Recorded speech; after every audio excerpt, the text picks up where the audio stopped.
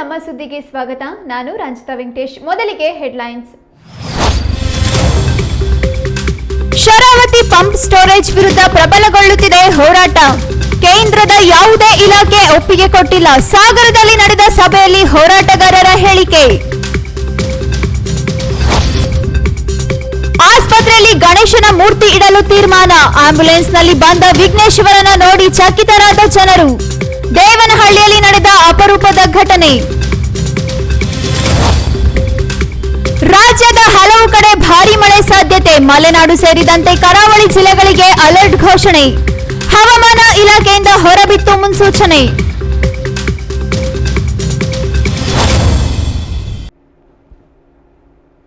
Sharavati pump storage ವಿರುದ್ಧದ ಹೋರಾಟ ಪ್ರಬಲಗೊಳ್ತಾ ಇದೆ. ಈ ಕುರಿತ ಬಿಗ್ ಬ್ರೇಕಿಂಗ್ ನ್ಯೂಸ್ ಬರ್ತಾ ಇದೆ, ಬನ್ನಿ ನೋಡೋಣ.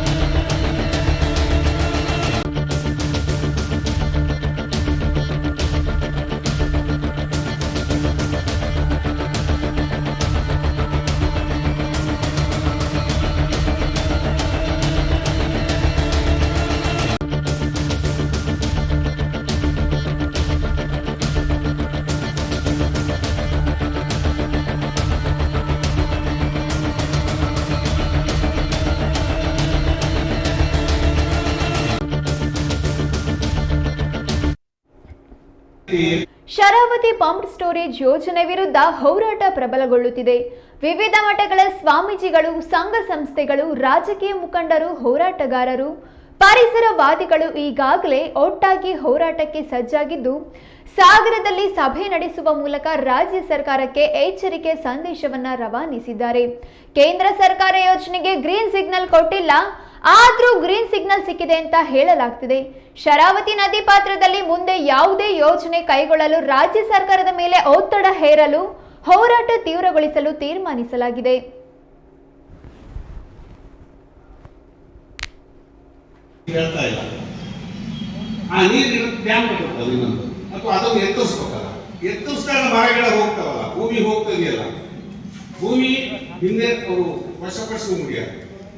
ಭೂಮಿ ಸ್ವಾಧೀನಪಡಿಸಿಕೊಂಡಿದ್ದಾರೆ. ಮನ ಹೋಗ್ತಾವಲ್ಲ, ನೀರು ಎತ್ತರಿಸಿದ್ರೆ ನೀರು ಜಾಸ್ತಿ ಸೇಕೆ, ಅದು ಉತ್ತರ ಇಲ್ಲ. ಒಂದು 2,500 ಆ ಪಂಪ್ ಮಾಡೋದಕ್ಕೆ ಬೇಕು ಮೆಗಾವ್ಯಾಟ್. ಇನ್ನು 1,000 ಮೆಗಾವ್ಯಾಟ್ ಕಮ್ಮಿ ಆಗ್ತದೆ ವಿದ್ಯುತ್. ಅದು ಎಲ್ಲಿಂದ ತರ್ತಾರೆ? ಇಷ್ಟಕ್ಕೂ ಈ ಶರಾವತಿ ಶರಾವತಿ ಕಣಿವೆಗೆ ವಿದ್ಯುತ್ ಉತ್ಪತ್ತಿ ಆಗೋದು 1,469 TMC ಮಾತ್ರ. 4 ಸೇರಿ Linganamakki dam, MG station, AB site, Sharavathi tailrace ಹೊಡೆಯಲಿದೆಯಲ್ಲ ಗೆಲ್ಸೊಟ್ಟೆ, ಅಲ್ಲಿ ಎಲ್ಲ ಸೇರಿ 1,469 TMC ಉತ್ಪತ್ತಿ ಆಗುತ್ತೆ ಬುದ್ಧಿ. ಇವರಿಗೆ ಮೆಗಾವ್ಯಾಟ್ ಏನಂತೆ ನಾನು ಗುರುಗಳೆಲ್ಲ ಇದ್ದು ಸ್ವಲ್ಪ ಮಾತಾಡುವ ಇಲ್ಲ, ತಪ್ಪದು.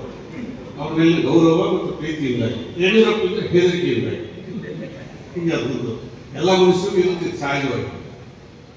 1,469 ಮೆಗಾವ್ಯಾಟ್ ಇದೆ. ಇನ್ನು 1,000 ಮೆಗಾವ್ಯಾಟ್ ಬೇಕಲ್ಲ, ಅದು ಎಲ್ಲಿಂದ ತಂದು ಇರ್ತಾರೆ? ಈ 1,400 ಮೆಗಾವ್ಯಾಟ್ ಆಗಲಿ, ಅದನ್ನ ಉತ್ಪತ್ತಿ ಮಾಡುವ ಜಾಗದಿಂದ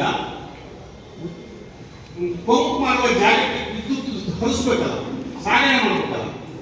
ಲಿಂಗನಮಕ್ಕಿ ಡ್ಯಾಮ್ 10 ಕಿಲೋಮೀಟರ್ ಇದೆ, MG ಸ್ಟೇಷನ್ 6 ಕಿಲೋಮೀಟರ್ ಇದೆ, AB ಸ್ಟೇಷನ್ 4 ಕಿಲೋಮೀಟರ್ ಇದೆ, ಆಲ್ಮೋಸ್ಟ್ 1 ಕಿಲೋಮೀಟರ್ ಗೇರ್ ಸಪ್ಲೈ ಇದೆ.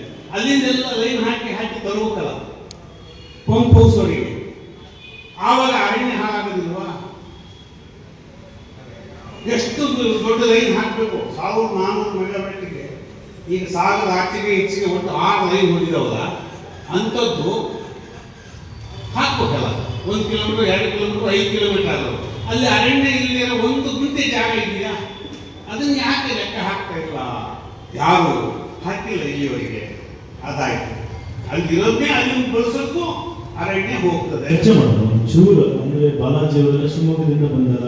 ನಿಜವಾಗ್ಲೂ ಒಂದು ಬಹಳ ಖುಷಿ ಅನ್ಸುತ್ತೆ ಏನಂದ್ರೆ, ಧಾರವಾಡದಲ್ಲಿ ಅರಿವು ಬಂದೈತಿ, ಮಲೆನಾಡಿನಲ್ಲಿ ಅರಿವು ಬಂದೇವ ಅನ್ನೋದೇ ಬೇಜಾರಾದ ಸಂಗತಿ. ಒಂದು ಧಾರವಾಡದಿಂದ ತಾಯಿ ಬಂದರು, ಒಂದು ಚಪ್ಪಾಳಿ ತಟ್ಟರು, ನಿಜವಾಗ್ಲೂ ಅಭಿಮಾನ ಕೊಟ್ಟಿರ್ತಾರೆ. ಇದೇ ಅವೇರ್ನೆಸ್ ರೀ, ಪರಿಸರ ಉಳಿಸ್ಬೇಕು ಅನ್ನುವಂತಹ ಮನೋಭಾವನೆ ನಮ್ಮಲ್ಲಿ ಬರಬೇಕಾಗಿರುವಂಥದ್ದು. ಸುಮ್ಮನೆ ನನಗೆ ಕುತ್ಕೊಂಡ ಒಂದು ಚಿಂತನ ಆಗಿತ್ತು. ಎಲ್ಲ ಮರಗಳು ಒಂದು ಮೀಟಿಂಗ್ ಮಾಡ್ತಾ ಇದ್ವಿ. ನಾವು ಉಳಿಬೇಕಂದ್ರೆ ಏನು ಮಾಡಬೇಕು, ನಾವೆಲ್ಲ ಒಗ್ಗಟ್ಟಾಗಬೇಕು ಅಂತ ಕುತ್ಕೊಂಡೆಲ್ಲ ಚರ್ಚೆ ಮಾಡ್ತಾ ಇದ್ದು. ಒಂದು ಬಾರಿ ಮನುಷ್ಯ ಕಾಡಿಗೆ ಹೋದ ಮೇಲೆ ಯಾರೋ ಒಬ್ಬ ದೂತ ಬಂದಾನ ಕಣಪ್ಪ, ಒಂದು ಮರ. ಹೌದಾ? ಎಲ್ಲ ಮರಗಳು ಚರ್ಚೆಯಲ್ಲಿದ್ದಾಗ ಯಾರೋ ಒಬ್ಬ ಇಲ್ಲ, ಯಾರೋ ಒಬ್ಬ ಬಂದಾನ, ಅವನ ಜೊತೆ ನಮ್ಮ ಒಬ್ಬ ಸೇರಿಬಿಟ್ಟಾನ. ಒಬ್ಬ ಯಾರೋ ಹೇಳಿದ್ರು. ಹಾಗಾದ್ರೆ ಏನೇನು ಬಂದವು ಅಂದ. ಇಲ್ಲ, ಕೈಯಾಗ ಒಂದೇನೋ ಮಚ್ಚಿ ಥರ ಐತಿ, ಅದ್ರ ಜೊತೆ ನಮ್ಮ ಒಬ್ಬ ಹಿಂದೆಗಡೆ ಸೇರಿದ. ನಮ್ಮ ಒಬ್ಬ ಸೇರಿದಂದ್ರೆ ನಾವಿನ್ನು ಒಳ್ಳೆಯಲ್ಲ. ಕತ್ತಿ ಹಿಡ್ಕೊಂಡು ಕೊಡ್ಲಿ ತಗೊಂಡೋಗಿ ನಮ್ಮ ಒಬ್ಬ ಅವ್ರ ಜೊತೆ ಸೇರೇನಂದ್ರೆ ನಮ್ಗೆ ಇನ್ನು ಉಳಿಗಾಲಿಲ್ಲ ಅನ್ನುವಂಥ ಮಾತನ್ನ ಆ ಮರಗಳು ಹೇಳ್ತಾ ಇದ್ದೀವಿ. ನಾವು ವಿಚಾರ ಮಾಡಬೇಕು. ಮಲೆನಾಡು ಉಳಿಬೇಕು ಅಂದ್ರೆ ಕೆಟ್ಟ ಮನೋಭಾವನೆಗಳು ಅಂಥವ್ರ ಜೊತೆ ಸೇರಿದು ಅಂದ್ರೆ ಖಂಡಿತವಾಗಿ ಶರಾವತಿ ಉಳಿಸೋದಕ್ಕೆ ಸಾಧ್ಯನೇ ಇಲ್ಲ ಅನ್ನುವಂಥದ್ದನ್ನು ನಾವು ಅರ್ಥ ಮಾಡಿಕೊಳ್ಬೇಕಾಗಿರುವಂಥದ್ದು. ಪರಿಸರ ಆಸಕ್ತರಷ್ಟೇ ಮಾಡೋದಲ್ಲ, ನಮ್ಮ ಜೀವನಾಡಿ ಶರಾವತಿ ಅನ್ನುವಂಥದ್ದು ನಮ್ಮ ಜೀವನಾಡಿ. ನೀವು ಇದೊಂದು ಸುಮ್ಮನೆ ಪಂಪ್ ಸ್ಟೋರೇಜ್ ಅನ್ನುವಂಥದ್ದು ನನಗೆ ಚಿಂತನೆ ಬಂದಿರುವಂಥದ್ದು ಏನು ಅಂದರೆ, ಪಂಪ್ ಸ್ಟೋರೇಜ್ ಅನ್ನೋದು ಒಂದು ಚಿಂತನೆ ಅಷ್ಟೇ. ಬೆಂಗಳೂರಿಗೆ ಏನು ಶರಾವತಿ ನೀರನ್ನು ಒಯ್ಬೇಕು ಅನ್ನೋದೈತಲ್ಲ, ಅದು ಖಂಡಿತವಾಗಿ ಇದನ್ನು ನಾವು ಅವಕಾಶ ಕೊಟ್ಟರೆ ಅಂದ್ರೆ ಆ ಅವಕಾಶನೂ ಅವರು ಬಳಕೆ ಮಾಡಿಕೊಳ್ತಾರೆ. ಯಾಕಂದ್ರೆ ನಾವು ಒಂದಕ್ಕೆ ಸುಮ್ಮನಿದ್ರೆ ಅವರು 3 ಬಳಕೆ ಮಾಡ್ಕೊಂತಾರ. ಅದಕ್ಕಾಗಿ ನಾವು ಇವತ್ತು ಎಚ್ಚೆತ್ತುಕೊಳ್ಬೇಕಾಗಿರುವಂಥದ್ದು. ಯಾಕೆಂತಂದ್ರೆ ಅವಾಗ ನೀವು ಬೆಂಗಳೂರಿಗೆ ನೀರು ಒಯ್ಬಾರ್ರಿ ಅಂತಂದ್ರೆ ನೀವು ನೀರು ಕೂಡ ಏನು ಸಿಗಂಗಿಲ್ಲ. ಈಗ ಬಂದ ನೋಡ್ರಿ ಬಿಸಿಲೇರಿ, ಇದನ್ನು ಕುಡ್ಕೊಂತ ಕುತ್ಕೊಳ್ಬೇಕಾಗಿತ್ತ. 1 ಸೆಕೆಂಡಿಗೆ ನಮ್ಮ ಧನುಷ್ ನಮ್ಮ ಸಾಲದಲ್ಲಿ ಒಂದು ಇದ್ರ ಬಗ್ಗೆ ಅರಿವನ್ನು ಮೂಡಿಸ್ತೀವಿ. ಇಡೀ ಚರ್ಚೆ ಮಾಡೋಣ ಚೂರು. ಅಂದ್ರೆ ಬಾಲಾಜಿ ಅವರೆಲ್ಲ ಶಿವಮೊಗ್ಗದಿಂದ ಬಂದಾರ. ನಿಜವಾಗ್ಲೂ ಒಂದು ಬಹಳ ಖುಷಿ ಅನ್ಸುತ್ತೆ ಏನಂದ್ರೆ, ಧಾರವಾಡದಲ್ಲಿ ಅರಿವು ಬಂದೈತಿ, ಮಲೆನಾಡಿನಲ್ಲಿ ಅರಿವು ಬಂದೇವ ಅನ್ನೋದೇ ಬೇಜಾರಾದ ಸಂಗತಿ. ಒಂದು ಧಾರವಾಡದಿಂದ ತಾಯಿ ಬಂದರು, ಒಂದು ಚಪ್ಪಾಳಿ ತಟ್ಟರು, ನಿಜವಾಗ್ಲೂ ಅಭಿಮಾನ ಕೊಟ್ಟಿರ್ತಾರೆ. ಇದೇ ಅವೇರ್ನೆಸ್ ರೀ, ಪರಿಸರ ಉಳಿಸ್ಬೇಕು ಅನ್ನುವಂತಹ ಮನೋಭಾವನೆ ನಮ್ಮಲ್ಲಿ ಬರಬೇಕಾಗಿರುವಂಥದ್ದು. ಸುಮ್ಮನೆ ನನಗೆ ಕುತ್ಕೊಂಡ ಒಂದು ಚಿಂತನ ಆಗಿತ್ತು. ಎಲ್ಲ ಮರಗಳು ಒಂದು ಮೀಟಿಂಗ್ ಮಾಡ್ತಾ ಇದ್ವಿ. ನಾವು ಉಳಿಬೇಕಂದ್ರೆ ಏನು ಮಾಡಬೇಕು? ಗುತ್ತಿಗೆದಾರರ ಏಂಜಲು ಕಾಸಿನ ಆಸೆಗೆ ಅರಣ್ಯ ಅಧಿಕಾರಿಗಳು ಒಪ್ಪಿಗೆ ಕೊಟ್ಟಿದ್ದಾರೆ. ಉತ್ಪಾದನೆಯಾದ ವಿದ್ಯುತ್ ಹೇಗೆ ತೆಗೆದುಕೊಂಡು ಹೋಗ್ತಾರೆ ಎಂದು ಅಧಿಕಾರಿಗಳನ್ನ ಕೇಳುವ ತಾಕತ್ ಉಸ್ತುವಾರಿ ಸಚಿವರಿಗೆ ಇಲ್ಲ, ಇಲ್ಲಿನ ಶಾಸಕರಿಗೂ ಇಲ್ಲ ಎಂದು ಮಾಜಿ ಸಚಿವ ಹರತಾಳು ಹಾಲಪ್ಪ ಹೇಳಿದರು. ಇದೀಗ ಆರಂಭವಾಗಿರುವ ಹೋರಾಟ ಮುಂದೆ ಉಗ್ರ ಸ್ವರೂಪ ಪಡೆದುಕೊಳ್ಳುವ ಸಾಧ್ಯತೆಗಳು ಇವೆ.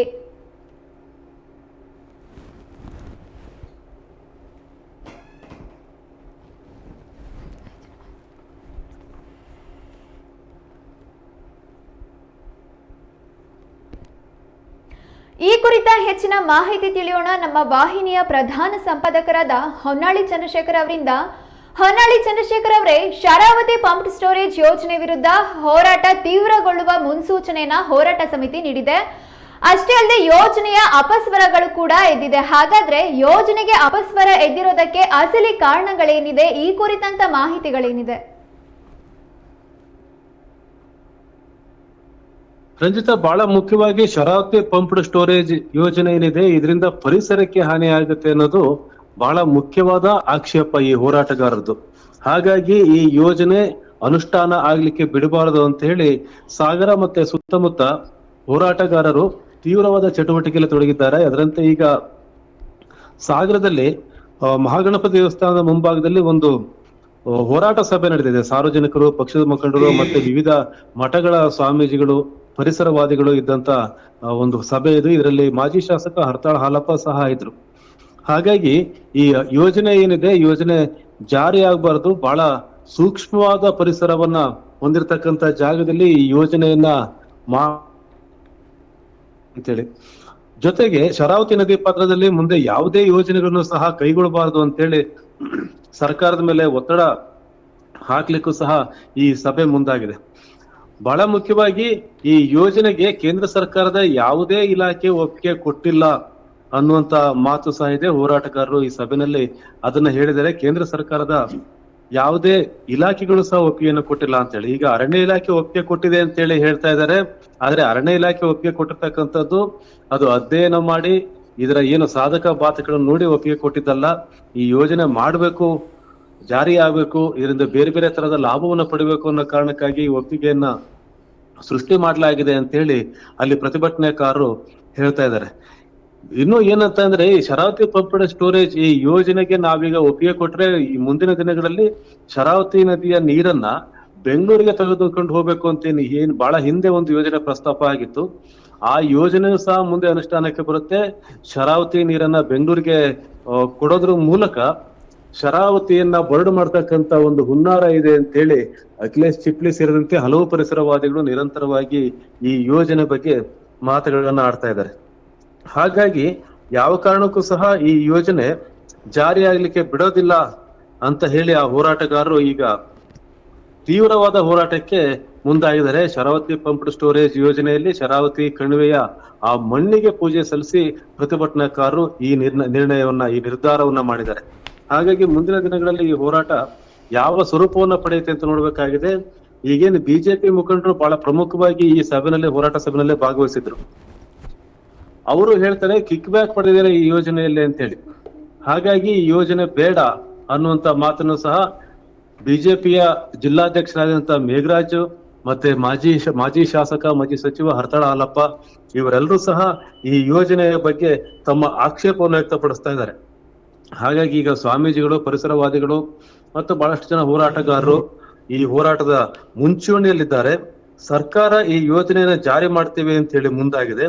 ಹಾಗಾಗಿ ಯಾವ ಸ್ವರೂಪವನ್ನ ಪಡೆಯುತ್ತೆ ಈ ಹೋರಾಟ, ಮತ್ತೆ ಯಾವ ರೀತಿ ಸಾರ್ವಜನಿಕರನ್ನ ಒಳಗೊಳ್ಳುತ್ತೆ ಅನ್ನೋದನ್ನು ಸಹ ಬಹಳ ಮುಖ್ಯವಾಗಿದೆ. ಯಾಕಂದ್ರೆ ಈ ಸಭೆ ಏನ್ ನಡೀತು ಸಾಗರದಲ್ಲಿ, ಅದಕ್ಕೆ ಸಾರ್ವಜನಿಕರು ದೊಡ್ಡ ಸಂಖ್ಯೆಯಲ್ಲಿ ಏನು ಭಾಗವಹಿಸಿರ್ಲಿಲ್ಲ. ಆದ್ರೆ ಹೋರಾಟಗಾರರು ಇದರಿಂದ ಏನು ಅವರು ನಿರಾಶರಾಗಿಲ್ಲ. ಮುಂದಿನ ದಿನಗಳಲ್ಲಿ ತೀವ್ರವಾದ ಹೋರಾಟವನ್ನ ಮಾಡ್ತೇವೆ ಅಂತ ಹೇಳಿ ಅವರು ಮುಂದಾಗಿದ್ದಾರೆ. ರಜಿತ, ನಿಮ್ಮೆಲ್ಲ ಮಾಹಿತಿಗೆ ಧನ್ಯವಾದಗಳು.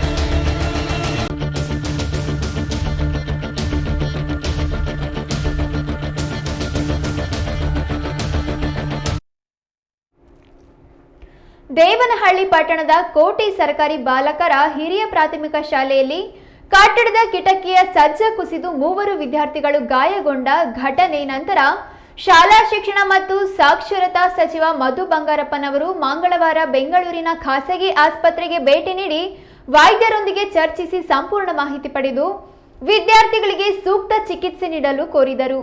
ನಂತರ ಗಾಯಾಳು ವಿದ್ಯಾರ್ಥಿಯನ್ನ ಹಾಗೂ ಅವರ ಕುಟುಂಬಗಳನ್ನ ಧೈರ್ಯ ಹೇಳಿದರು.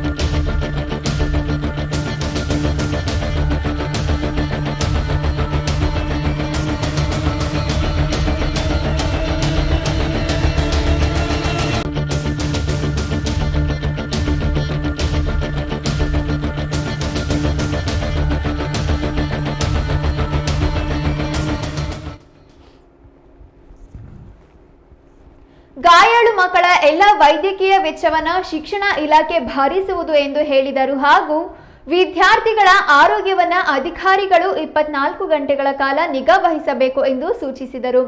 ಗಾಯಗೊಂಡ 3 ವಿದ್ಯಾರ್ಥಿಗಳಲ್ಲಿ ಓರ್ವ ಹೊಸಮಠ್ ದಾಖಲಾಗಿದ್ದು, ಇನ್ನೊಬ್ಬನನ್ನ ಹೆಚ್ಚಿನ ಚಿಕಿತ್ಸೆಗೆ ವಿಕ್ಟೋರಿಯಾ ಆಸ್ಪತ್ರೆಗೆ ಸ್ಥಳಾಂತರಿಸಲಾಗಿತ್ತು. ಈ ಮುನ್ನ ಬೋರಿಂಗ್ ಆಸ್ಪತ್ರೆಯಲ್ಲಿ ದಾಖಲಾಗಿದ್ದ ಓರ್ವ ವಿದ್ಯಾರ್ಥಿಯನ್ನ ಈಗಾಗಲೇ ಡಿಸ್ಚಾರ್ಜ್ ಮಾಡಲಾಗಿದೆ. ಲೋಕೋಪಯೋಗಿ ಇಲಾಖೆಯ ಅಧಿಕಾರಿಗಳಿಗೆ ಶಾಲಾ ಕಟ್ಟಡವನ್ನ ಸಂಪೂರ್ಣ ಪರಿಶೀಲಿಸಿ ವರದಿ ಸಲ್ಲಿಸಲು ಸಚಿವರು ಆದೇಶಿಸಿದ್ರು.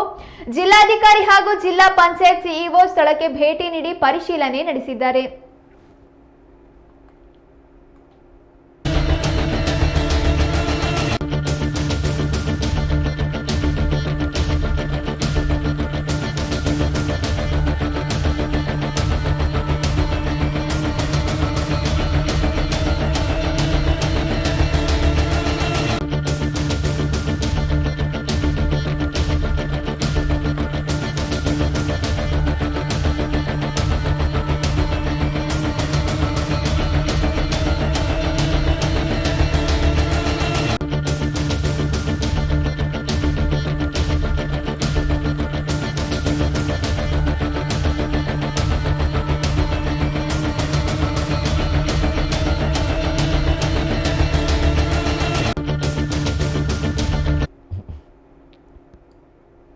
ನಾನು ಹುಟ್ಟಿದ್ದೇ ಕಾಂಗ್ರೆಸ್ಸಿಗನಾಗಿ, ನಾನು ಸಾಯುವುದು ಕಾಂಗ್ರೆಸ್ಸಿಗನಾಗಿಯೇ. ನನ್ನ ಪಕ್ಷ ನಿಷ್ಠೆಯನ್ನು ಪ್ರಶ್ನಿಸುವವರು ಮೂರ್ಖರು ಎಂದು ಡಿಸಿಎಂ ಡಿಕೆ ಶಿವಕುಮಾರ್ ಖಡಕ್ ತಿರುಗೇಟು ನೀಡಿದ್ದಾರೆ. ವಿಧಾನಸಭೆಯಲ್ಲಿ ವಿರೋಧ ಪಕ್ಷದ ನಾಯಕ ಆರ್ ಅಶೋಕ್ ಅವರಿಗೆ ಉತ್ತರ ನೀಡುವಾಗ ಆರ್ಎಸ್ಎಸ್ ಸಿದ್ಧಾಂತದ ಅರಿವಿದೆ ಎಂದು ಕಾಲೆಳೆದೆ ಅಷ್ಟೇ, ಅದು ಬಿಟ್ಟರೆ ಇನ್ನೇನಿಲ್ಲ ಎಂದರು. ವಿಧಾನಸಭೆಯಲ್ಲಿ ಆಚಾರ ವಿಚಾರಗಳನ್ನ ಪಾಲನೆ ಮಾಡಿಕೊಂಡು ಬಂದಿದ್ದೇನೆ. ವಿದ್ಯಾರ್ಥಿ ಸಂಘಟನೆಯಲ್ಲಿಂದಲೇ ಗುರುತಿಸಿಕೊಂಡು ಬಂದಿದ್ದೇನೆ. ಹೊಸದಾಗಿ ಕಾಂಗ್ರೆಸ್ ಸೇರಿಲ್ಲ. ಯಾವ ಪಾಠವೂ ಅಗತ್ಯವಿಲ್ಲ. ನನಗೂ ಗಾಂಧಿ ಕುಟುಂಬಕ್ಕೂ ಭಕ್ತ ಭಗವಂತನ ನಡುವಿರುವ ಸಂಬಂಧ. ನಾನು ಎಂಎ ಪೊಲಿಟಿಕಲ್ ವಿದ್ಯಾರ್ಥಿ. ರಾಜಕಾರಣಕ್ಕೆ ಬರೋದಕ್ಕಿಂತಲೂ ಮುನ್ನ ಎಲ್ಲ ಪಕ್ಷಗಳ ಅಧ್ಯಯನ ಮಾಡಿದ್ದೇನೆ. ಕಮ್ಯುನಿಸಂ, ಬಿಜೆಪಿ, ಆರ್ಎಸ್ಎಸ್, ದಳ ಎಲ್ಲ ಪಕ್ಷಗಳ ಬಗ್ಗೆ ತಿಳಿದಿದ್ದೇನೆ. ಮುಸ್ಲಿಂ ಲೀಗ್ ಸಮಾವೇಶನದಲ್ಲೂ ಭಾಗಿಯಾಗಿದ್ದೇನೆ. ಅವರಿಗೆ ಶಿಸ್ತಿನ ಬೆರಗಾಗಿದ್ದೆ. ನನ್ನ ಮಾತು ಯಾರಿಗಾದರೂ ನೋವಾಗಿದ್ದರೆ ಬೇಕಾದರೆ ಕ್ಷಮೆ ಕೇಳೋಣ. ಬಿಕೆ ಹರಿಪ್ರಸಾದ್ಗೂ ಕ್ಷಮೆ ಕೇಳೋಣ ಎಂದರು.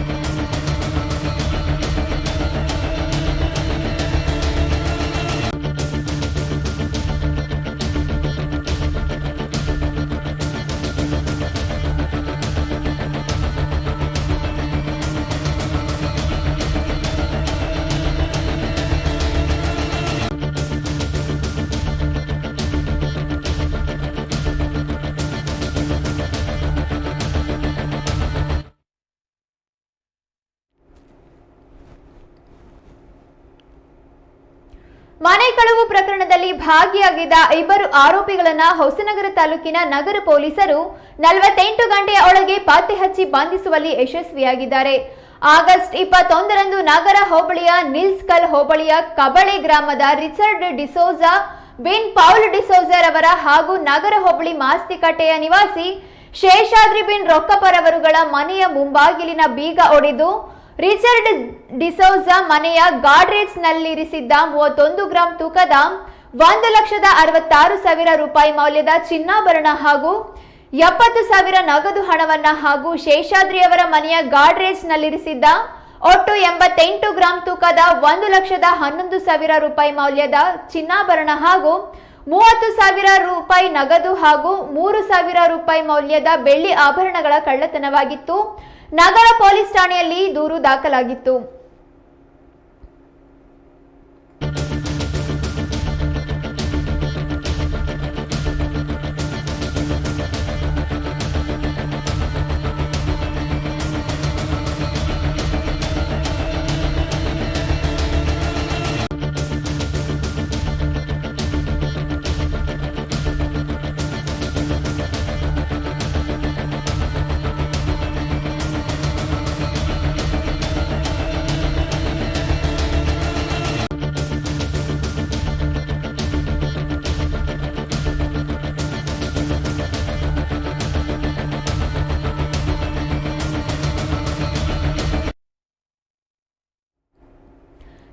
ತಂಡವು ಆಗಸ್ಟ್ 24ರಂದು ಪ್ರಕರಣದಲ್ಲಿ ಅಂತರ್ ಜಿಲ್ಲಾ ಆರೋಪಿಗಳಾದ ಹನುಮಂತ ತೊಳೆಯಪ್ಪ ಕೊಂಚಿಕೊರವರ ಮಂಜುನಾಥ ಎಂಬುವವರನ್ನ ಬಂಧಿಸಿದ್ದಾರೆ.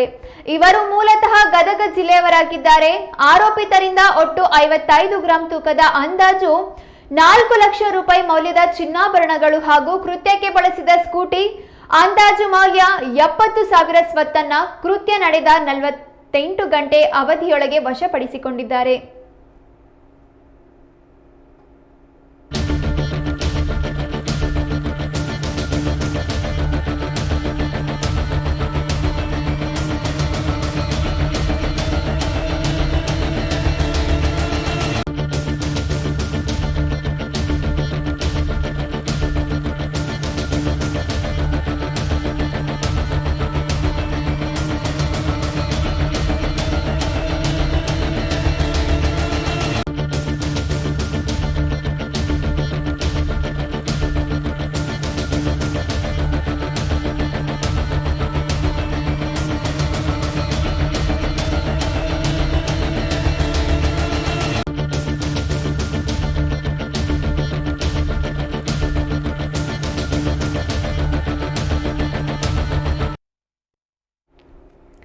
ಶಿವಮೊಗ್ಗದಲ್ಲಿ ಆಟೋಗೆ ಮೀಟರ್ ಹಾಕದೆ ಪ್ರಯಾಣಿಕರಿಗೆ ತೊಂದರೆ ಕೊಟ್ರೆ ದಂಡ ಬೀಳೋದು ಗ್ಯಾರಂಟಿ.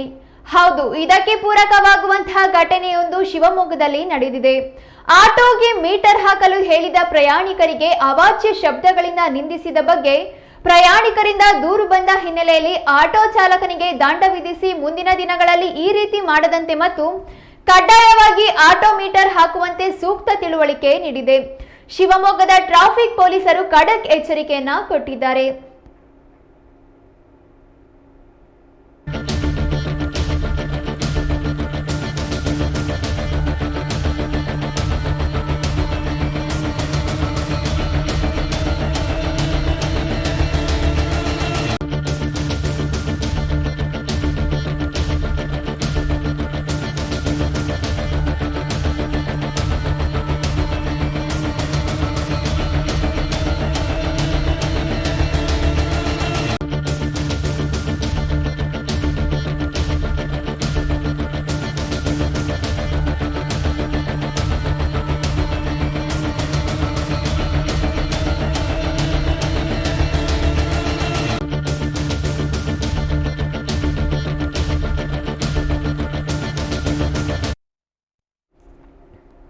ಕರ್ನಾಟಕ ರಾಜ್ಯ ಹವಾಮಾನ ಇಲಾಖೆಯು ಮಂಗಳವಾರ ಮತ್ತು ಬುಧವಾರ ರಾಜ್ಯದ ಹೆಚ್ಚಿನ ಜಿಲ್ಲೆಗಳಲ್ಲಿ ಮಳೆಯ ಸಾಧ್ಯತೆ ಇದೆ ಎಂದು ಸೂಚಿಸಿದೆ. ಉಡುಪಿ ಮತ್ತು ದಕ್ಷಿಣ ಕನ್ನಡ ಜಿಲ್ಲೆಗಳನ್ನು ಹೊರತುಪಡಿಸಿ ರಾಜ್ಯದ ಇತರೆಡೆ ಗಾಳಿಯೊಂದಿಗೆ ಜೋರಾದ ಮಳೆಯಾಗುವ ಸಂಭವ ಇದೆ. ಕೆಲವು ಕಡೆ ಗುಡುಗು ಮತ್ತು ಮಿಂಚಿನೊಂದಿಗೆ ಧಾರಾಕಾರ ಮಳೆ ಸುರಿಯಬಹುದು ಎಂದು ಹವಾಮಾನ ಇಲಾಖೆ ಎಚ್ಚರಿಸಿದೆ. ಬಾಗಲಕೋಟೆ, ಬೀದರ್, ಬೆಳಗಾವಿ, ಧಾರವಾಡ, ಗದಗ, ಹಾವೇರಿ, ಕಲಬುರಗಿ, ಕೊಪ್ಪಳ, ರಾಯಚೂರು, ವಿಜಯಪುರ ಮತ್ತು ಯಾದಗಿರಿಯಂತಹ ಜಿಲ್ಲೆಗಳಲ್ಲಿ ಭಾರೀ ಮಳೆಯ ಮುನ್ಸೂಚನೆ ಇದ್ದು ಕೆಲವು ಸ್ಥಳಗಳಲ್ಲಿ ಗಂಟೆಗೆ 40ರಿಂದ 50 ಕಿಲೋಮೀಟರ್ ವೇಗದ ಗಾಳಿ ಬೀಸಬಹುದು. ಕರಾವಳಿ ಪ್ರದೇಶದಲ್ಲಿ ಗಂಟೆಗೆ 50ರಿಂದ 60 ಕಿಲೋಮೀಟರ್ ವೇಗದ ಗಾಳಿಯ ಸಾಧ್ಯತೆ ಇದ್ದು ಮೀನುಗಾರರಿಗೆ ಸಮುದ್ರಕ್ಕೆ ತೆರಳದಂತೆ ಸೂಚನೆ ನೀಡಲಾಗಿದೆ.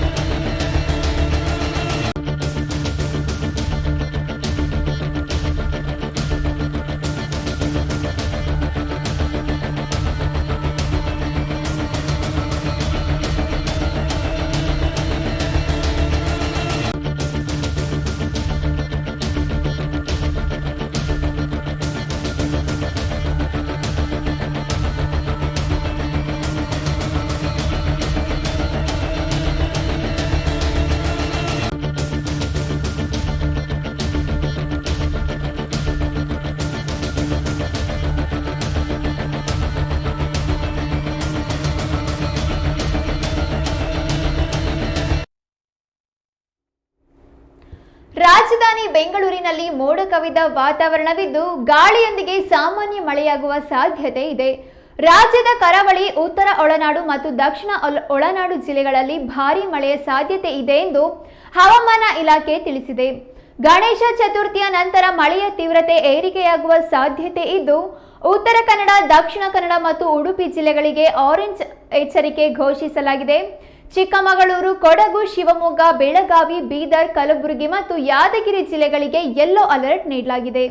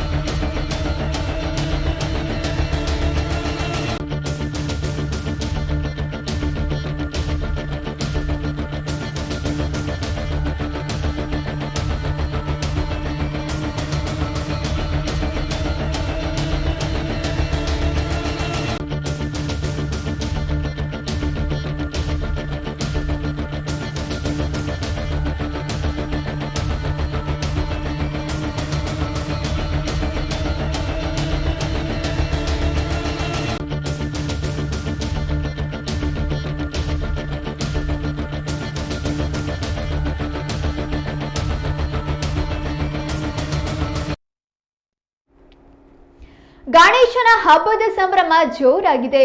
ಬೆಲೆ ಏರಿಕೆಯ ನಡುವೆಯೂ ಹಬ್ಬದ ಸಂಭ್ರಮ ಕಡಿಮೆಯಾಗಿಲ್ಲ. ಈ ಬಾರಿ ಸಣ್ಣ ಸಣ್ಣ ಗಣೇಶನ ಮೂರ್ತಿಗಳು ₹1,000 ದಾಟಿದೆ.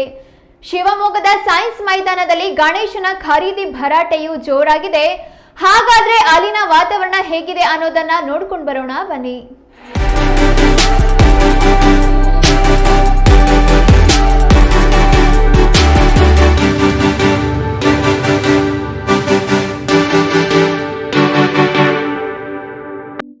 ನಮಸ್ತೆ ವೀಕ್ಷಕರೇ, ನಾವು ಈ ದಿನ ಶಿವಮೊಗ್ಗದ ಸೈನ್ಸ್ ಫೀಲ್ಡ್ನಲ್ಲಿ ಇದ್ದೀವಿ. ಇಲ್ಲಿ ಪ್ರತಿ ವರ್ಷದಂತೆ ಈ ವರ್ಷವೂ ಸಹ ಗಣಪತಿಗಳನ್ನು ತಯಾರು ಮಾಡಿ ತಯಾರಕರು ಮಾರಾಟಕ್ಕೆಂದು ತಂದು ಇಲ್ಲಿ ಇಟ್ಕೊಂಡಿದ್ದಾರೆ. ಆದರೆ ಈ ವರ್ಷದ ವಿಶೇಷತೆ ಏನಂದರೆ ಪ್ರತಿ ವರ್ಷ ಕೂಡ POPಯನ್ನು ಬಳಸಿ ಗಣೇಶನನ್ನು ತಯಾರು ಮಾಡ್ತಾಯಿದ್ರು, ಅಂದರೆ ಪ್ಲಾಸ್ಟರ್ ಆಫ್ ಪ್ಯಾರಿಸನ್ನು ಬಳಸಿ ಗಣೇಶನನ್ನು ತಯಾರು ಮಾಡ್ತಾಯಿದ್ರು. ಆದರೆ ಈ ಸಲ ಅಪ್ಪಟ ಮಣ್ಣಿನಿಂದ ಗಣೇಶನ ವಿಗ್ರಹಗಳನ್ನು ತಯಾರು ಮಾಡಿ ಗಣಪತಿಯ ಮೂರ್ತಿಗಳನ್ನು, ಗೌರಿಯ ವಿಗ್ರಹಗಳನ್ನು ಇಲ್ಲಿ ತಂದು ಮಾರಾಟಕ್ಕೆ ಇಟ್ಟಿದ್ದಾರೆ. ಸೊ ಈ ಒಂದು ಹಬ್ಬದ ತಯಾರಿ ಜೋರಾಗಿ ನಡೀತಾ ಇದೆ ನಮ್ಮ ಶಿವಮೊಗ್ಗದಲ್ಲಿ. ಈ ಕುರಿತಂತೆ ಇಲ್ಲಿನ ಒಂದು ಸನ್ನಿವೇಶಗಳನ್ನು ನೀವು ಗಮನಿಸಬಹುದು. ಎಲ್ಲ ಗಣೇಶನ ವಿಗ್ರಹಗಳು ಕೂಡ ಮಣ್ಣಿನಿಂದ ತಯಾರಾಗಿ ಅಲಂಕಾರದಿಂದ ಬಹಳ ವಿಜೃಂಭಣೆಯಿಂದ ಕಾಣ್ತಾ ಇದೆ. ಯಾವುದೇ ಪ್ಲಾಸ್ಟಿಕ್ಗಳನ್ನು ಬಳಸದೆ ಮಣ್ಣಿನಿಂದ ಗಣೇಶನನ್ನು ತಯಾರು ಮಾಡಿರುವಂಥ ಒಂದು ವಿಗ್ರಹಗಳನ್ನು ನೀವು ಕಾಣ್ತಾ ಇದ್ದೀರಾ.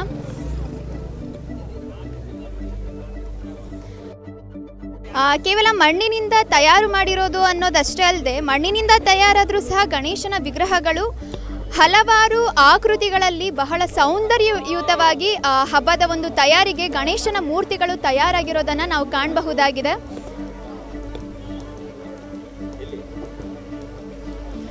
ಸಣ್ಣ ಸಣ್ಣ ಗಣೇಶನಿಂದ ಹಿಡಿದು ಬಹಳ ದೊಡ್ಡ ಗಾತ್ರದ ಗಣೇಶನವರೆಗೂ ಈ ಒಂದು ಸೈನ್ಸ್ ಫೀಲ್ಡ್ನಲ್ಲಿ ಗಣೇಶನ ಮೂರ್ತಿಗಳನ್ನು ನಾವು ಕಾಣಬಹುದಾಗಿದೆ. ಅದೇ ಈ ಬಾರಿಯ ವಿಶೇಷತೆ ಅಂದರೆ ಯಾವುದೇ ರೀತಿಯ ಪ್ಲಾಸ್ಟಿಕ್ ಆಗಲಿ ಅಥವಾ POPಗಳನ್ನಾಗಲಿ ಬಳಸದೆ ಕೇವಲ ಮಣ್ಣಿನಿಂದ ಬಹಳ ಅಲಂಕಾರಯುತವಾಗಿ ಬಹಳ ಸುಂದರವಾಗಿ ಮೂರ್ತಿಗಳನ್ನು ತಯಾರು ಮಾಡಿರೋದನ್ನು ನಾವು ನೋಡಬಹುದಾಗಿದೆ.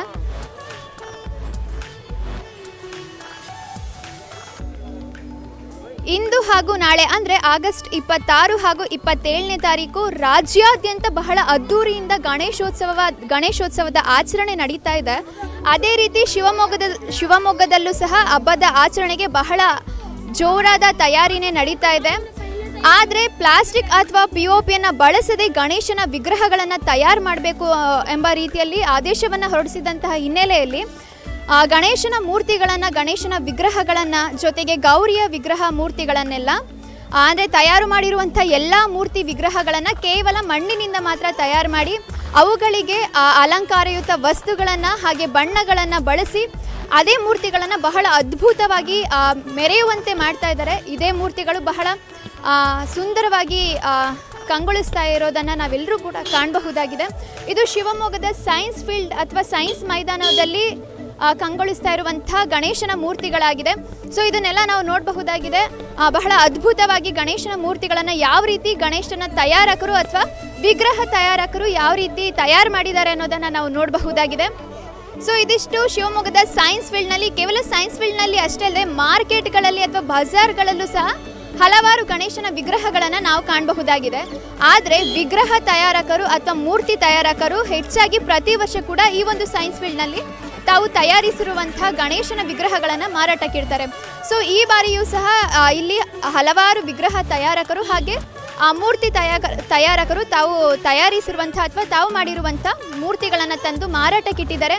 ಬನ್ನಿ ಅವರನ್ನ ಮಾತಾಡ್ಸೋಣ. ಈ ಬಾರಿ ಕೇವಲ ಮಣ್ಣಿನಿಂದ ಮಾಡಿರುವಂಥ ಗಣೇಶನ ಮೂರ್ತಿಗಳು, ಅವುಗಳಿಗೆ ಪ್ರತಿಕ್ರಿಯೆ ಹಾಗೆ ಬೇಡಿಕೆಗಳು ಹೇಗಿದೆ ಅಂತ ಮೂರ್ತಿ ತಯಾರಕರನ್ನ ಹಾಗೆ ಇಲ್ಲಿರುವಂಥ ಜನರನ್ನ ಮಾತಾಡ್ಸೋಣ. ಬನ್ನಿ ಏನು ಹೇಳ್ತಾರೆ. ಹಾಗೆ ಈ ಒಂದು ಸೈನ್ಸ್ ಫೀಲ್ಡ್ನಲ್ಲಿ ಕೇವಲ ಶಿವಮೊಗ್ಗ ತಾಲೂಕಿನವರಷ್ಟೇ ಅಲ್ಲದೆ ಶಿವಮೊಗ್ಗ ಜಿಲ್ಲೆಯ ಹಲವಾರು ತಾಲೂಕುಗಳಿಂದ ಗಣೇಶನ ವಿಗ್ರಹಗಳನ್ನು ತಯಾರು ಮಾಡಿ ತಯಾರಕರು ಇಲ್ಲಿ ಬಂದು ಮಾರಾಟ ಮಾಡುವಂಥ ಪ್ರಕ್ರಿಯೆಗಳು ನಡೆಯುತ್ತೆ. ಹಾಗೆ ನಾವಿವಾಗ ಕುಂಸಿ ಒಂದು ಊರಿನ ವಿಗ್ರಹ ತಯಾರಕರ ಜೊತೆ ಇದ್ದೀವಿ.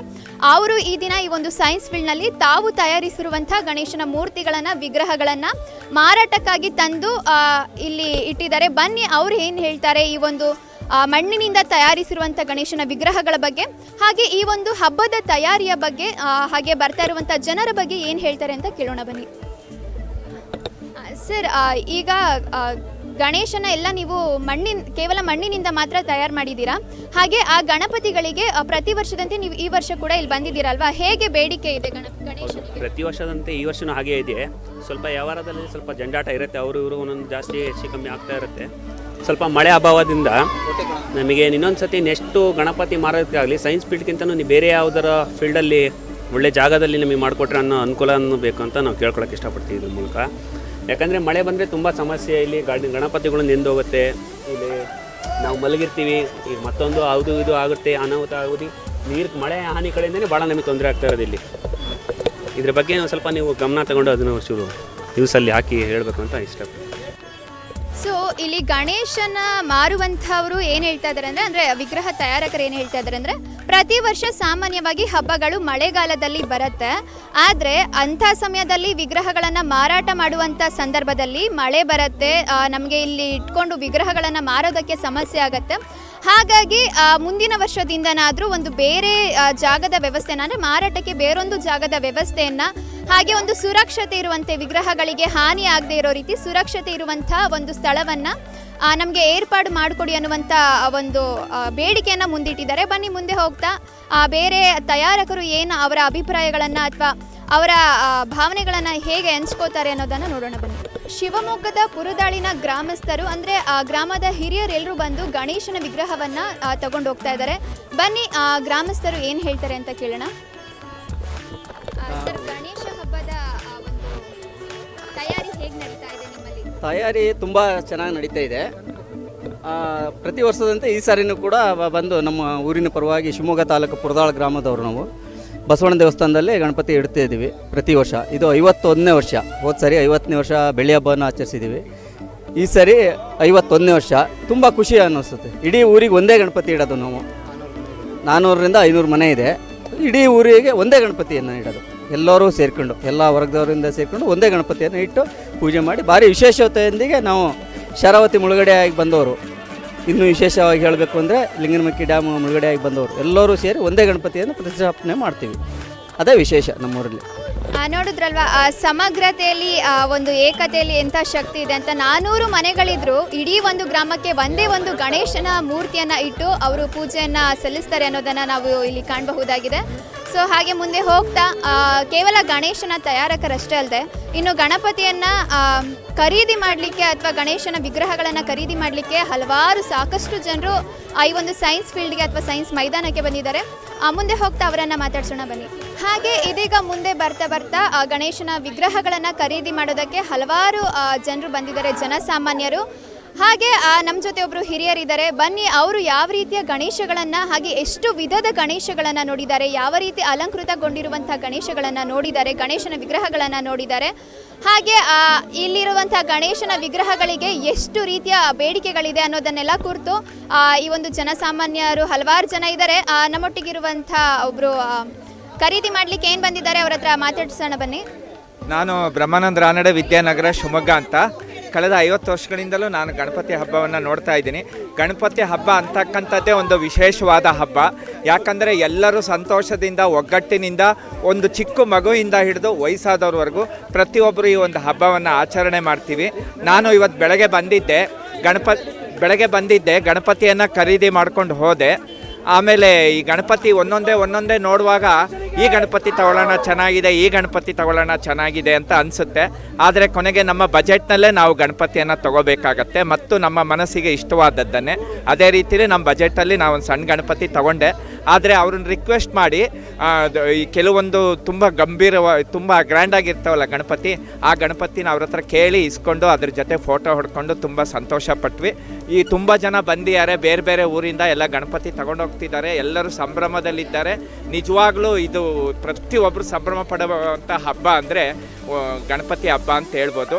ಯಾಕಂದರೆ ಎಲ್ಲರೂ ಸಂತೋಷದಿಂದ ಒಗ್ಗಟ್ಟಾಗಿ ಖುಷಿಯಿಂದ ಸಾರ್ವಜನಿಕವಾಗಿ ಮನೆಯಲ್ಲಿ ಆಚರಣೆ ಮಾಡ್ತೀವಿ. ಹಾಗಾಗಿ ಗೌರಿ ಗಣೇಶ ಹಬ್ಬ ಎಲ್ಲ ಹಬ್ಬಗಳಿಗಿಂತ ಏಕತೆ ಮತ್ತು ಭಾತೃತ್ವವನ್ನು ಸಾರ್ತಕ್ಕಂತಹ ಹಬ್ಬ. ಆದ್ದರಿಂದ ಪ್ರತಿಯೊಬ್ಬರು ಇಲ್ಲಿ ಬಂದವರು ಎಂಜಾಯ್ ಮಾಡ್ತಾ ಇದ್ದಾರೆ. ಬೇರೆ ಬೇರೆ ಊರಿಗೆ ಗಣಪತಿ ತಗೊಂಡೋಗ್ತಿದ್ದಾರೆ. ನಾನು ಸಹ ಹಾಗೆ ಇದನ್ನು ವೀಕ್ಷಣೆ ಮಾಡ್ತಾ ಇದ್ದೀನಿ. ನನಗೂ ಸಂತೋಷ ಅನ್ನಿಸ್ತು. ಇನ್ನೂ ಆ ಕಡೆ ಎಲ್ಲ ಸುಮಾರು ಗಣಪತಿ ಇಟ್ಟಿದ್ದಾರೆ, ನೋಡ್ಕೊಂಡು ಬರ್ತೀವಿ. ಅದನ್ನು ತಯಾರು ಮಾಡೋರಿಗೂ ಇದು ಒಂದು ರೀತಿಯಲ್ಲಿ ಅನುಕೂಲ ಆಗ್ತದೆ. ಯಾಕಂದರೆ ಅವ್ರು ತಯಾರು ಮಾಡಿದ ಗಣಪತಿನ ಜನ ತೊಗೊಂಡೋದ್ರೆ ಅವ್ರಿಗೊಂಥರ ಉದ್ಯೋಗ ಆಗುತ್ತೆ. ಹಾಗಾಗಿ ಇದು ಗಣಪತಿ ಹಬ್ಬ ವಿಶೇಷ ಹಬ್ಬ. ನೀವು ಇವಾಗ ಸಂದರ್ಶನ ಮಾಡಿ ನಮಗೊಂದೆರಡು ಮಾತು ಹೇಳಲಿಕ್ಕೆ ಅವಕಾಶ ಮಾಡಿಕೊಟ್ಟಿದ್ದಕ್ಕೆ ಧನ್ಯವಾದಗಳು. ಜೈ ಶ್ರೀ ಗಣೇಶ್. ಸೊ ನೋಡಿದ್ರಲ್ವಾ, ಇಲ್ಲಿ ಗಣೇಶನನ್ನು ಖರೀದಿ ಮಾಡಲಿಕ್ಕೆ ಬಂದಿರುವಂಥ ಜನಸಾಮಾನ್ಯರು ತಮ್ಮ ವಿಷಯಗಳನ್ನು ಹೇಗೆ ಹಂಚ್ಕೊಳ್ತಾ ಇದ್ದಾರೆ ಅಂದರೆ ಇಲ್ಲಿರುವಂಥ ಗಣೇಶನ ವಿಗ್ರಹಗಳ ಬಗ್ಗೆ, ಹಾಗೆ ಆ ವಿಗ್ರಹದ ಮಾಹಿತಿಗಳ ಬಗ್ಗೆ, ತಯಾರಕರ ಬಗ್ಗೆ, ಇಲ್ಲಿರುವಂಥ ಹಲವಾರು ವಿಧದ ಮೂರ್ತಿಗಳ ಬಗ್ಗೆ ಹೇಗೆಲ್ಲ ತಮ್ಮ ಅಭಿಪ್ರಾಯಗಳನ್ನು ಹಂಚ್ಕೊಳ್ತಾ ಇದ್ದಾರೆ ಅನ್ನೋದನ್ನು ನೋಡಿದ್ದೀವಿ. ಕ್ಯಾಮ್ರಾ ಪರ್ಸನ್ ಕೊಟ್ರೇಶ್ ಜೊತೆ ರಂಜಿತಾ ವೆಂಕಟೇಶ್, ಕನ್ನಡ ಮೀಡಿಯಂ 24x7. ಗೌರಿ ಮತ್ತು ಗಣೇಶದ ಹಬ್ಬದ ದಿನವೇ ಶಿವಮೊಗ್ಗ ನಗರದಲ್ಲಿ ಮಳೆಯ ಎಂಟ್ರಿ ಆಗಿದೆ. ಕಳೆದ 4-5 ದಿನಗಳಿಂದ ಮರೆಯಾಗಿದ್ದ ಮಳೆರಾಯ ಇಂದು ಮಧ್ಯಾಹ್ನ ಏಕಾಏಕಿ ಎಂಟ್ರಿ ಕೊಟ್ಟಿದ್ದಾರೆ. ಧೋ ಎಂದು ಸುರಿದ ಮಳೆರಾಯ ವಾಹನ ಸವಾರರಿಗೆ ಅಡ್ಡಿಯುಂಟು ಮಾಡಿತು. ನಗರದ ಕೆಲ ಕಡೆ ಅರ್ಧ ಗಂಟೆಯ ಕಾಲ ಮಳೆ ಸುರಿಯಿತು.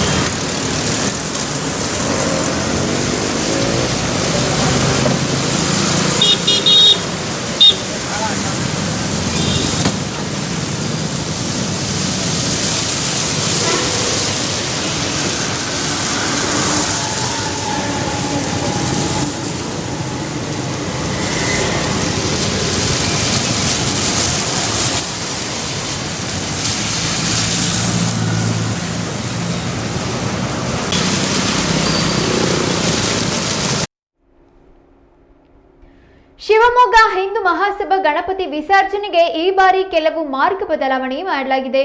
ಈ ಕುರಿತು ಶಿವಮೊಗ್ಗ ಜಿಲ್ಲಾಡಳಿತ ಮಾಹಿತಿ ನೀಡಿದ್ದು, ಕೆಲವು ಪ್ರಮುಖ ರಸ್ತೆಗಳಲ್ಲಿ ವಾಹನ ಸಂಚಾರ ನಿಷೇಧ ಮಾಡಲಾಗಿದೆ.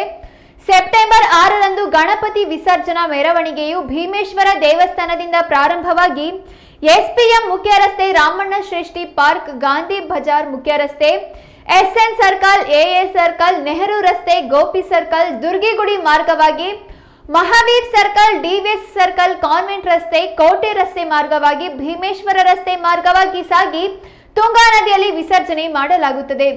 ಈ ರಸ್ತೆಗಳಲ್ಲಿ ವಾಹನ ಸಂಚಾರ ನಿಷೇಧಿಸಲಾಗಿದ್ದು, ಪೊಲೀಸ್ ಇಲಾಖೆ ಬದಲಿ ಮಾರ್ಗವನ್ನು ಸೂಚಿಸುವುದಾಗಿ ತಿಳಿಸಿದೆ.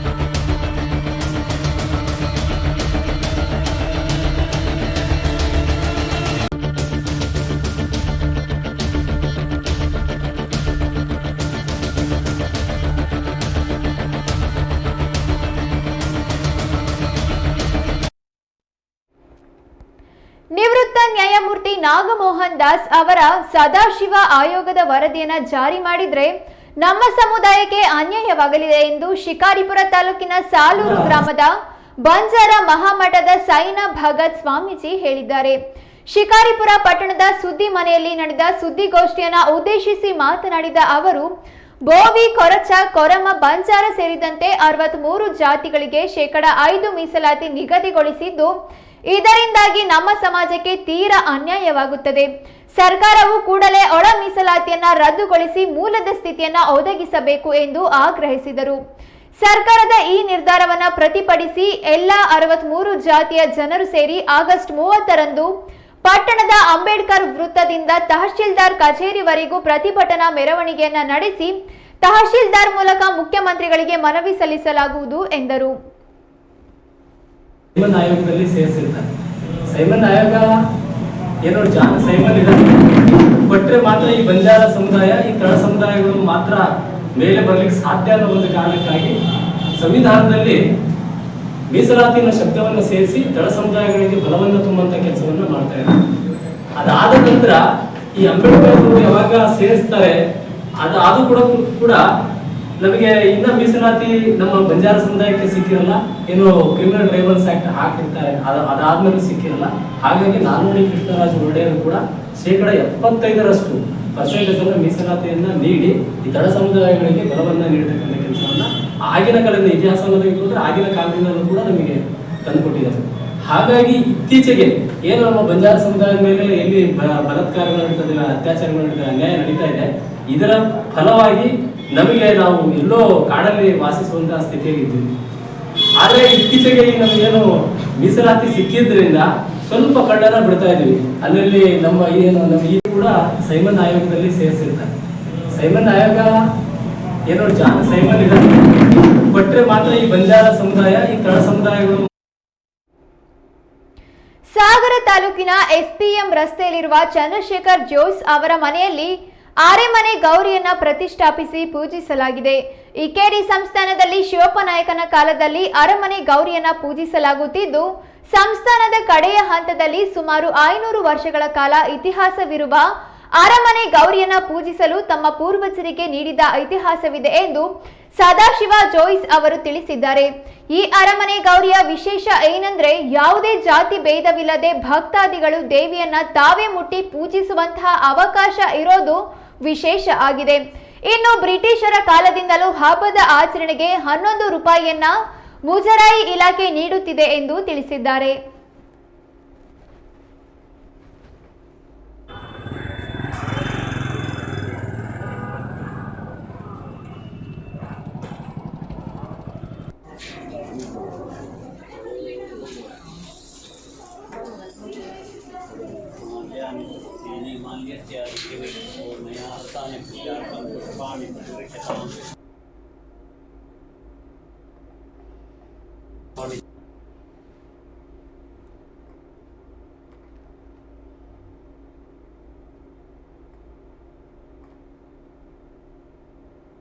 ಪೂಜೆ ಮಾಡಿಕೊಂಡು ಉಡಿ ತುಂಬಿ ಪ್ರಸಾದ ತಗೊಂಡು ಹೋಗಲಿಕ್ಕೆ ನಾವು ಒಂದು ವ್ಯವಸ್ಥೆಯನ್ನು ನಮ್ಮ ಪೂರ್ವಿಕರು ಅನೂಚಾನವಾಗಿ ಮಾಡ್ಕೊಂಡು ಬಂದಿದ್ದಾರೆ.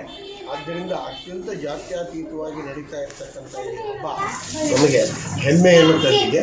ಜನರ ಶ್ರದ್ಧೆ, ಭಕ್ತಿ ಮತ್ತು ಜನರು ತೋರಿಸ್ತಾ ಇರ್ತಕ್ಕಂತಹ ಒಂದು ಬದ್ಧತೆ ಏನಿದೆ ಅದು ನಮಗೆ ತುಂಬ ಉತ್ತೇಜನವನ್ನು ನೀಡ್ತಾ ಇದೆ. ಇಷ್ಟು ನಾವು ಹೇಳಬಹುದಾಗಿರ್ತಕ್ಕಂಥ ವಿಚಾರಗಳು. ನಮ್ಮ ಊರಿನಿಂದ ಮದುವೆಯಾಗಿ ಹೋಗಿರ್ತಕ್ಕಂಥವರು ಬರ್ತಾರೆ. ಈ ಊರಿನ ಸೊಸೆಯರು, ಹೆಣ್ಣು ಮಕ್ಕಳು ಎಲ್ಲರೂ ಕೂಡ ಬಂದು ಇಲ್ಲಿ ಉಡಿ ತುಂಬಿ ದೇವಿಯ ಕೃಪೆಗೆ ಪಾತ್ರರಾಗ್ತಾ ಇದ್ದಾರೆ. ಈ ಒಂದು ಕೊರಡಗೌರಿ ಹಬ್ಬಕ್ಕೆ ಮಹಾಗಣಪತಿ ದೇವಸ್ಥಾನದ ಪಲ್ಲಕ್ಕಿಯಲ್ಲಿ ಮಹಾಗಣಪತಿಯನ್ನು ಕರೆದುಕೊಂಡು ನಮ್ಮ ಮನೆ ಬಾಗಿಲಿಗೆ ಬರ್ತಾರೆ. ಆ ಒಂದು ಪಲ್ಲಕ್ಕಿಯಲ್ಲೇ ಈ ಅಮ್ಮನವರನ್ನು ನಾವು ಕರೆದುಕೊಂಡು ಹೋಗಿ ರಥಬೀದಿಯಲ್ಲಿ ಉತ್ಸವ ಮಾಡಿ ನಂತರದಲ್ಲಿ ಸಾಗರದ ಮಹಾಗಣಪತಿ ಕೆರೆಯಲ್ಲಿ ವಿಸರ್ಜನೆ ಮಾಡ್ತಾರೆ. ಇದಕ್ಕೆ ಮುಜರಾಯಿ ಇಲಾಖೆಯಿಂದ ಕೂಡ 11 ರೂಪಾಯಿಯ ಒಂದು ಗೌರವಧನವನ್ನು ಆಳ ಕಾಲದಿಂದ, ಬ್ರಿಟಿಷರ ಕಾಲದಿಂದ ಕೂಡ ಕೊಡ್ತಾ ಇದ್ದಾರೆ. ಅಷ್ಟರ ಮಟ್ಟಿಗೆ ಇದಕ್ಕೊಂದು ಐತಿಹಾಸಿಕವಾಗಿರ್ತಕ್ಕಂಥ ಮಹತ್ವ ಇದೆ. ಇದರಲ್ಲಿ ನಮಗೆ ಸಂತೋಷವನ್ನು ನೀಡ್ತಾ ಇರೋದು ಜನರು ಪ್ರತಿ ವರ್ಷ ಒಂದು ವರ್ಷದಿಂದ ಇನ್ನೊಂದು ವರ್ಷಕ್ಕೆ ಜಾಸ್ತಿ ಆಗ್ತಾನೇ ಹೋಗ್ತಾ ಇದ್ದಾರೆ ಅನ್ನೋದು ಬಹಳ ಸಂತೋಷವನ್ನು ಸುಮಾರು 500 ವರ್ಷಗಳ ಇತಿಹಾಸವನ್ನು ಹೊಂದಿರತಕ್ಕಂಥ ಇಕ್ಕೇರಿ ಸಂಸ್ಥಾನದ ಅರಮನೆ ಗೌರಿ ನಮ್ಮ ಪೂರ್ವಿಕರು ಹಿಂದೆ ರಾಜಪುರೋಹಿತರಾಗಿದ್ದರು. ಇಕ್ಕೇರಿ ಸಂಸ್ಥಾನ ಅವನತಿ ಹೊಂದಿದ ನಂತರದಲ್ಲಿ ಅದನ್ನು ಇಲ್ಲಿ ನಾವು ಆಚರಿಸ್ಕೊತಾ ಬಂದಿದ್ದೀವಿ. ಒಂದು ವರ್ಷ ಚಂದ್ರಶೇಖರ್ ಜೈಸ್ರ ಮನೆ, ಇನ್ನೊಂದು ವರ್ಷ ಸೂರ್ಯನಾರಾಯಣ ಜೈಸ್ರ ಮನೆ. ಗಣೇಶನ ವಿಗ್ರಹವೊಂದು ಆಂಬ್ಯುಲೆನ್ಸ್ನಲ್ಲಿ ಕಾಣಿಸಿಕೊಂಡಿರುವ ಘಟನೆ ಭಕ್ತರಲ್ಲಿ ಅಚ್ಚರಿಯನ್ನ ಸೃಷ್ಟಿಸಿದೆ. ಈ ಕುರಿತ ಬಿಗ್ ಬ್ರೇಕಿಂಗ್ ನ್ಯೂಸ್ ಬರ್ತಾ ಇದೆ, ಬನ್ನಿ ನೋಡೋಣ.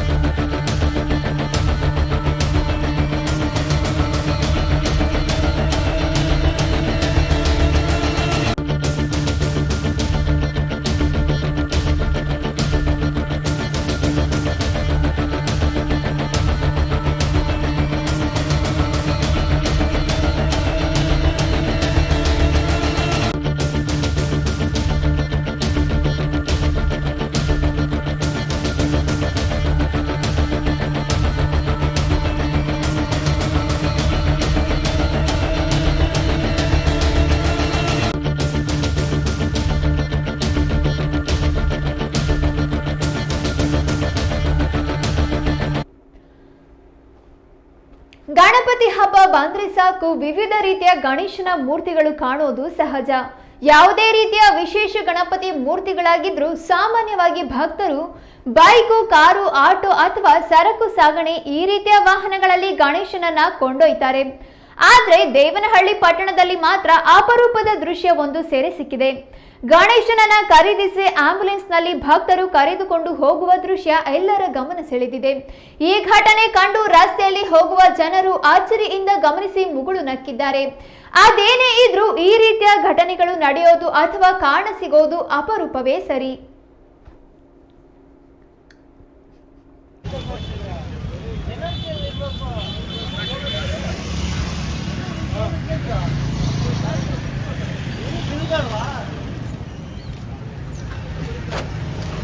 ಆಂಬುಲೆನ್ಸಲ್ಲಿ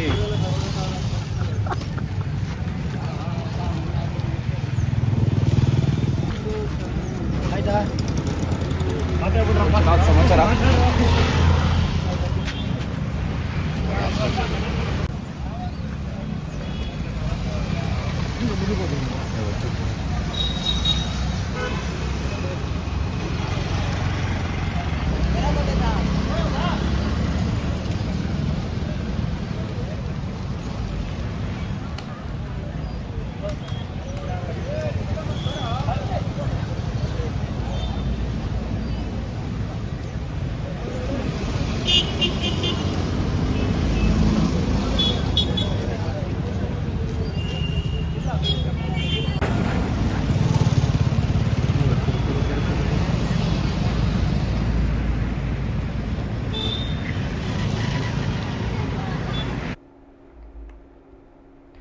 ಮೈಸೂರು ದಸರಾ ಉದ್ಘಾಟನೆಗೆ ಬಾನು ಮುಷ್ತಾಕ್ ಅವರನ್ನ ಆಹ್ವಾನಿಸಿದ್ದು ವಿವಾದಕ್ಕೆ ಕಾರಣವಾಗಿತ್ತು.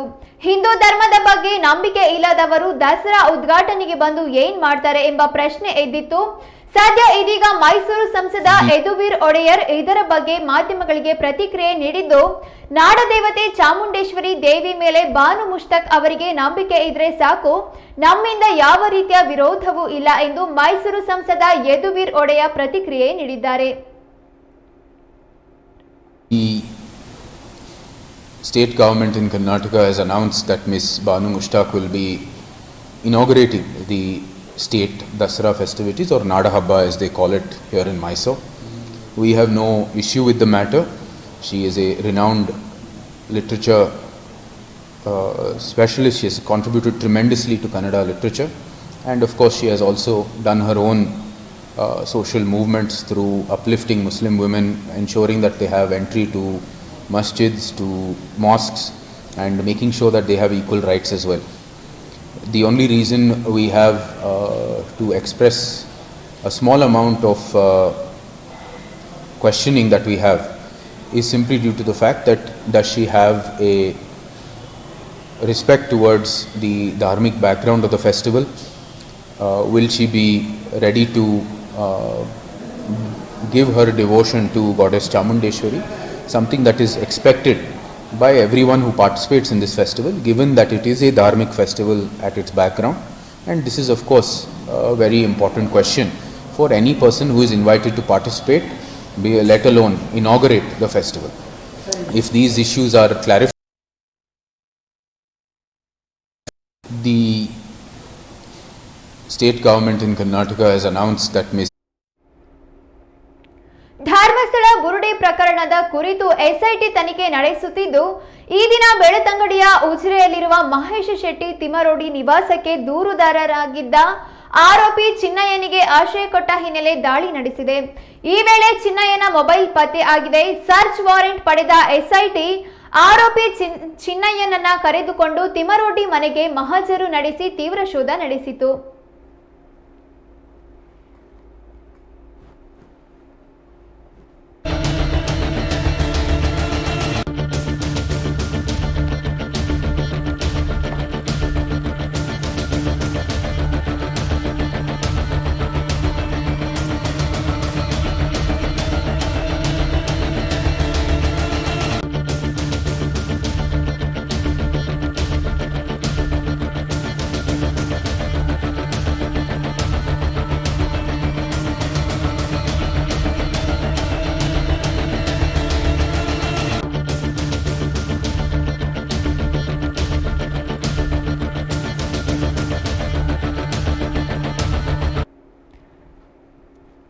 ಮಹೇಶ್ ತಿಮರೋಡಿ ಹಾಗೂ ಅವರ ಸಹೋದರ ಮೋಹನ್ ಕುಮಾರ್ ಶೆಟ್ಟಿ ಮನೆಯಲ್ಲಿ ಕೂಡ ಎಸ್ಐಟಿ ತನಿಖೆ ನಡೆಸುತ್ತಿದೆ. ಜಿತೇಂದ್ರ ದಯಾಮ ಸೇರಿದಂತೆ ಹಲವು ಅಧಿಕಾರಿಗಳ ತಂಡ ಕೆಲಸ ಮಾಡುತ್ತಿದೆ. ಚಿನ್ನಯ್ಯನ 25 ವಿಡಿಯೋಗಳನ್ನು ಮಾಡಲಾಗಿದೆ. ಈಗಾಗಲೇ 3 ವಿಡಿಯೋಗಳನ್ನು ಸಾಮಾಜಿಕ ಜಾಲತಾಣದಲ್ಲಿ ಹಾಕಲಾಗಿದೆ. ಚಿನ್ನಯ್ಯನ ಮೊಬೈಲ್ಗಾಗಿ ತಿಮರೋಡಿ ಮನೆಯಲ್ಲಿ ಶೋಧ ನಡೆದಿದ್ದು, ಆತ ಬಳಸುತ್ತಿದ್ದ ಮೊಬೈಲ್ ಸಿಕ್ಕಿದೆ ಅನ್ನೋ ಮಾಹಿತಿ ಲಭ್ಯವಾಗಿದೆ.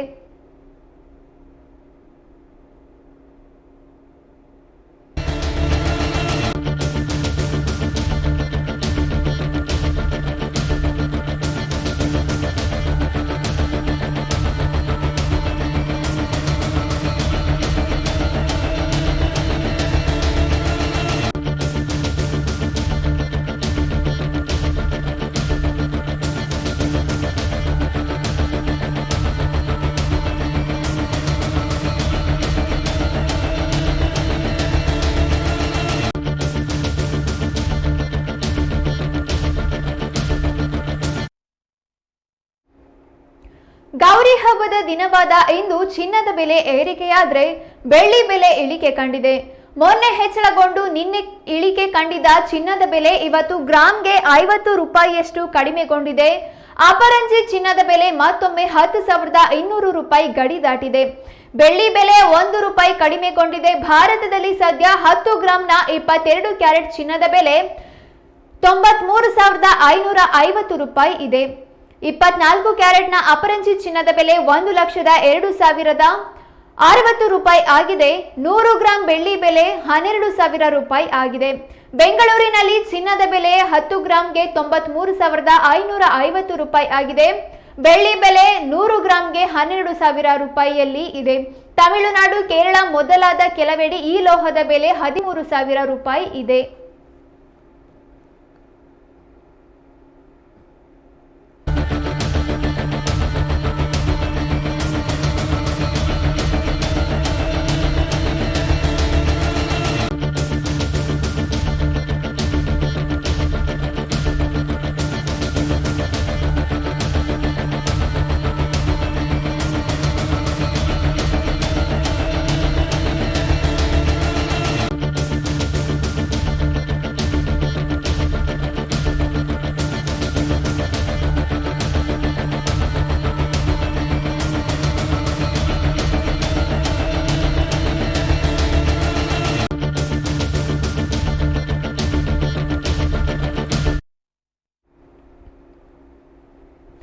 ದಾವಣಗೆರೆ ಜಿಲ್ಲೆಯ ಚನ್ನಗಿರಿ ತಾಲೂಕಿನ ನಲ್ಲೂರು ಗ್ರಾಮದ ಸೈಯದ್ ನೂರ್ ಎಂಬುವವರ ಮನೆಯಲ್ಲಿರುವ ನಾಟಿ ಕೋಳಿ ನೀಲಿ ಬಣ್ಣದ ಮೊಟ್ಟೆ ಇಟ್ಟು ಅಚ್ಚರಿ ಮೂಡಿಸಿದೆ.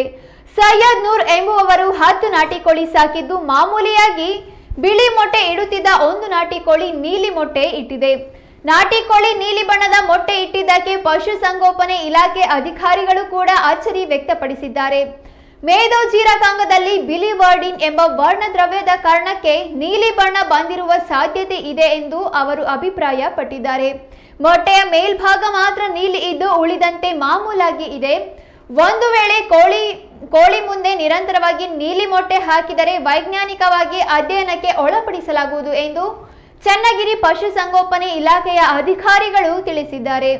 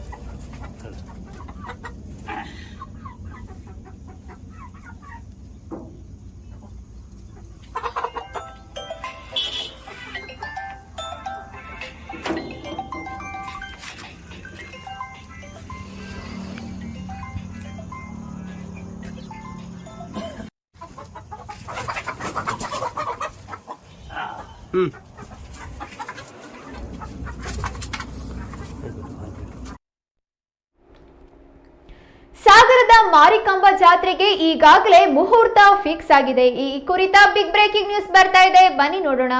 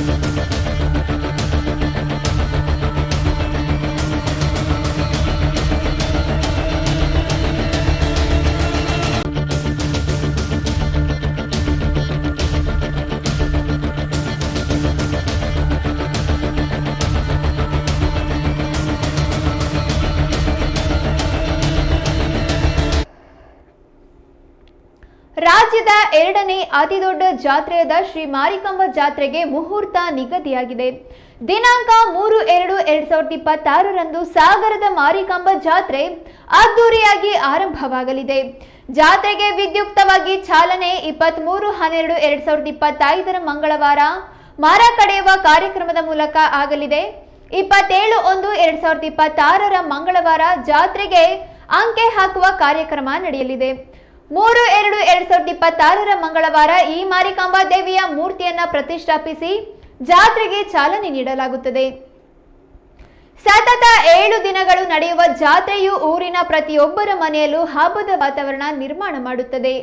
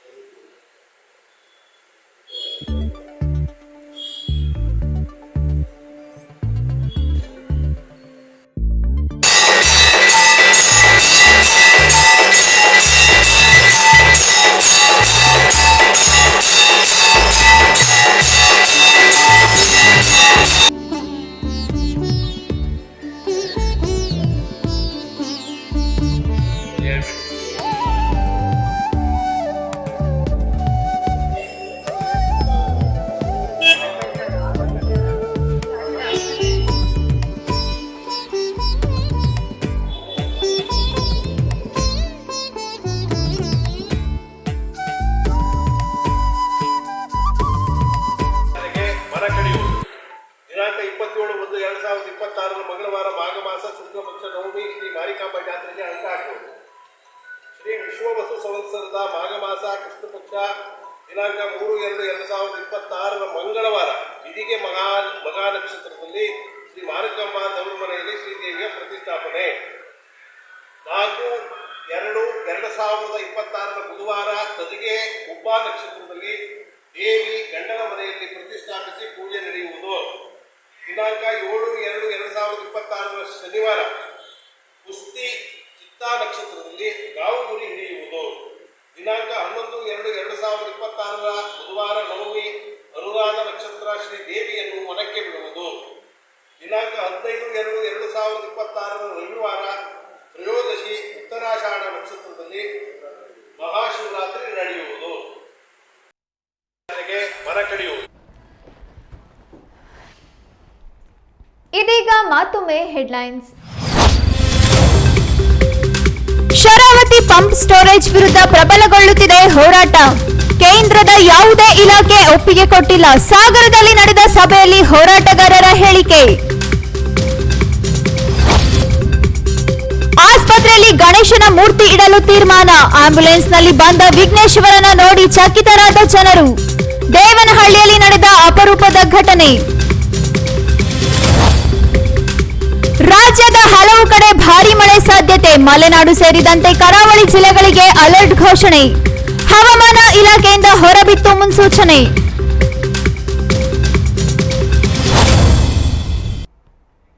ಇದಿಷ್ಟು ಈ ಹೊತ್ತಿನ ಪ್ರಮುಖ ಸುದ್ದಿ. ಹೆಚ್ಚಿನ ಮಾಹಿತಿಗಾಗಿ ನೋಡ್ತಾ ಇರಿ ಕನ್ನಡ ಮೀಡಿಯಂ 24x7.